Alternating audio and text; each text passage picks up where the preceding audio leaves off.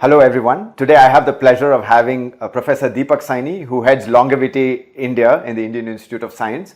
He also happens to be the Chief Scientific Officer for Biopeak. He's actually instituted the BHARAT Study, and it's all about aging, and there are many interesting findings. So for our Biopeak clients, we want to have a quick preview, and I will hand it over to Deepak to tell us all his findings and the interesting things that he has come across so far. All right. Thank you, Shiva. It's a pleasure to be here. And I think it was long due to be here and taking this recording. So while Longevity India sounds like something which should have been long in making, it took us a long time to realize that we need to understand aging for India very differently from what West has been defining for us. And that was a major motivation why we started the BHARAT study at Indian Institute of Science. And BHARAT is an acronym here. So BHARAT stands for Biomarkers for Healthy Aging, Resilience, Adversity and Transition. Pretty much everything which happens in your life during various stages, during adolescence, menopause, postmenopause, or you're getting old. So when we talk about BHARAT study, we basically, when we say biomarkers, what is a biomarker? Basically, we're looking at features of various molecules in your body which changes as you get old. Now, why do we need to do this? You might ask, because globally people have got all kind of biomarkers to talk about, right from biomarkers which talk about grimage to your markers for your death, or PhenoAge, or all kind of aging clocks which are epigenetic, like Horvath clocks and so on and so forth. You might assume that if everything is done, we don't really need to know everything. And I suppose most of your clients would like to know that what is my biological age compared to my chronological age. I think that's a big fallacy to begin with. Your age is one age. That's what is the date you were born with, and that's the age you should be worried about. Everything else around it is actually your physiological age. And that's what we would like to understand in BHARAT study, that how does these features which we use to identify biological age for people change for India, and if they're even applicable to India. Early findings suggest, well, they don't apply to India. We live in a country which is tropical in nature, where bacteria, fungi, everything grows at the same time.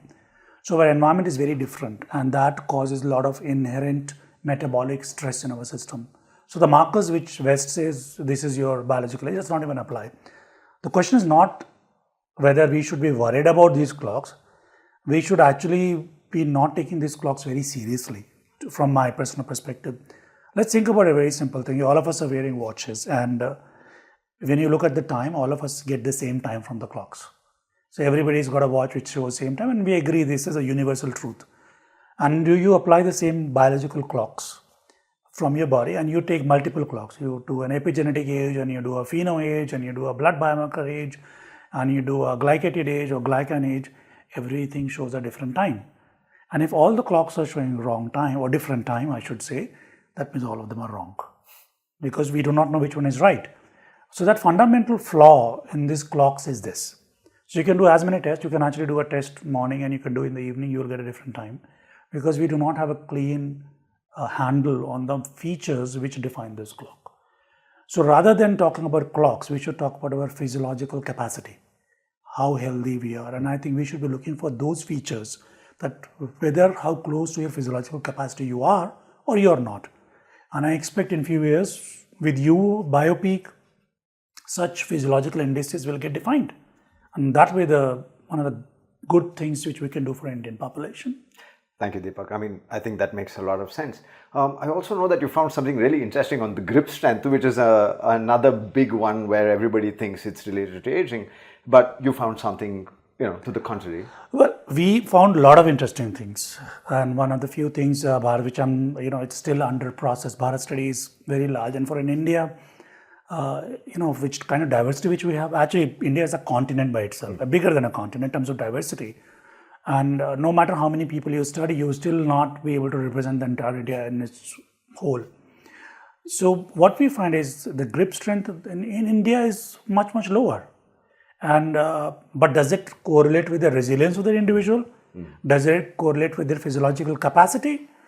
To a certain extent, grip strength is a very good indication of muscle mass, and Indians do not put a muscle mass that very well. But does it mean that we are not resilient? It's not indeed true. So there is going to be much more deeper understanding which needs to be obtained, not just the muscle mass, but also your metabolic reserve, your physiological capacity, visceral fat, visceral obesity, mental health, social connection. There's a lot of features which cannot be based on just few tests which you get done off the shelf in the market. I think there is a clear need to redefine, and I think Biopeak is doing wonderful, trajectory in this in terms of assimilating a lot of information from various inputs, and that's the way I think we should be talking about health. Thank you, absolutely. And here's a good one: the longevity drugs. And what are your thoughts on those?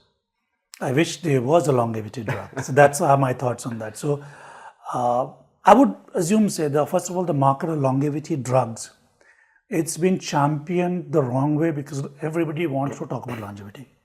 So I would actually say what kind of supplements you would need to take to meet your physiological demand or physiological limitation in your body. You cannot just go on popping around a pill because you think it's going to make you live longer. I have no idea. I don't think anybody has an idea what makes you live longer.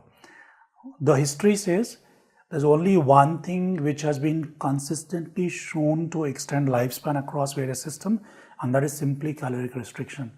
So that's your longevity drug. Yes. But is it going to make you feel happy about yourself? I doubt it. A lot of times when I talk to people, I tell them cut calorie, and they end up saying is, no fun living. So drugs or longevity molecules, I would say they should be treated as a category of supplements. If you have a nutritional deficiency, address it. But don't address by just buying it off the shelf and popping the pill. You need to know whether there is a deficiency, and that's the first key, is diagnose, then deploy treatment with proper medical advice, and then look at physiological recovery or physiological change in your body's behavior. Right now there's this popular use of these mimetics, calorie mimetics, right? Just your thoughts on that, because especially with GLP-1s, it's been a rage. And do you have any advice on that, or what we should be looking out for? See, GLP is certainly very popular, and with Mounjaro becoming legal in India and is going to be there in the market off the shelf also very soon. I would say do consider getting a medical assessment done before you actually jump onto the GLP bandwagon. Do you really need to do that? What if there is some other underlying medical reason, your genetics or what you consume? Mounjaro is not a magic drug. We must understand that, but it's a use defined. There should be a use defined for that use. The drug. You cannot just because you think you're obese, you're going to start consuming. It's not going to work. Plus, Mounjaro does not come with zero side effects. We must be very cautious about it. It must be handled under a proper medical supervision. It is not an aspirin which you pop up to take care of your headache. Other thing is Mounjaro is going to modulate your metabolism. We must appreciate that. But metabolism can also be modulated by proper lifestyle. So Mounjaro is not going to work like a magic pill that today you party and tomorrow you pop in Mounjaro. You need to remodel yourself. So yes, it's a great discovery.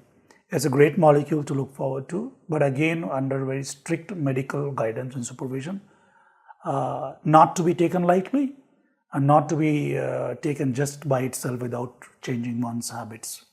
Thank you, Deepak. Any last thoughts on the study? Anything that you find our clients or the general audience would find interesting about the Bharat study, which you think?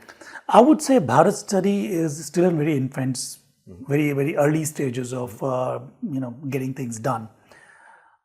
But there are certain very interesting findings. One of the key findings, what we found is there's a very large number, actually extremely large number of undetected diabetes or metabolic distress or disorders in Indian population, especially in the urban Indians. So I would actually encourage most Indians and in your client or everybody to keep an eye on your metabolic health, and means proper assessment needs to be done. Do not believe that if you are fit, you're actually fit from inside. There has to be a conscious effort to take care of one's health. And one of the main things which I think is Biopeak is really championing here is find out the feature which is not allowing you to live your life to this fullest potential. Find the weak link.